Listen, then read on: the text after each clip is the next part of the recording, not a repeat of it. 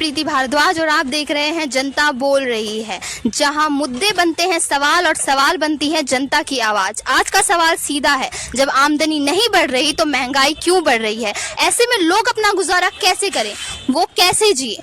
आज महंगाई केवल आंकड़ों की रिपोर्ट नहीं रह गई है, ये हर घर की थाली में कम होती सब्जी, हर जेब का सिकुड़ता हुआ बजट और हर चेहरे की मायूसी है। आज हम उतरे हैं जनता के बीच जानने, क्या केवल महंगाई बढ़ रही है या उनकी उम्मीदों की नींव हिल रही है।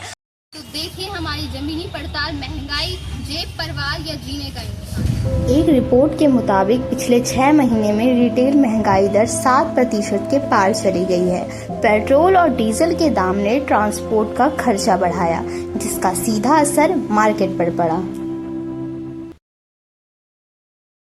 आपको क्या लगता है, जो बढ़ती महंगाई है, इसका आपके परिवार पे क्या असर पड़ा है? अरे बहुत महंगा, मैं बच्चा कुछ तो पढ़ा नहीं पा रही, कितने परेशान हो रहा, कैसे आए पैसा बताओ। एक आदमी करने 8,000 की नौकरी, हम क्या करें बताओ, क्या करूं बताओ।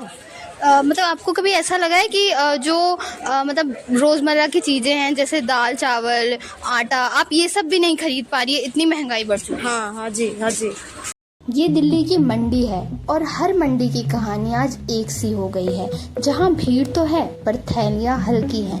महंगाई ने बाजार का रंग ही बदल दिया और लोगों के चेहरों का भी।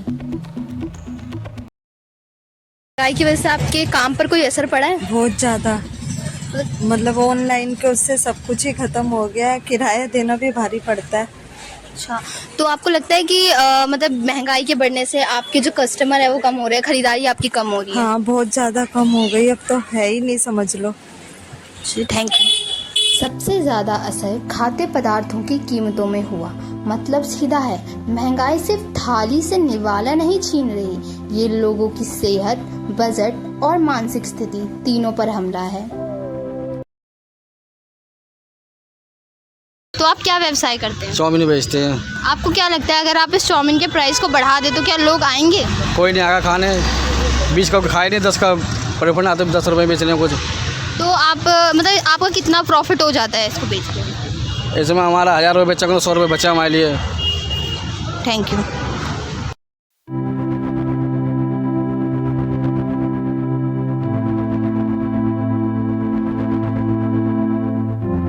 महंगाई बढ़ती जा रही है और जनता की सहन शक्ति कम होती जा रही है। सवाल यही है, क्या कोई सुनेगा इन आवाज़ों को या ये सिर्फ कैमरे तक ही सिमट कर रह जाएगी? मैं थी प्रीति भारद्वाज और ये थी जनता की सच्ची कहानी, क्योंकि अब जनता चुप नहीं रहेगी, जनता बोलती रहेगी।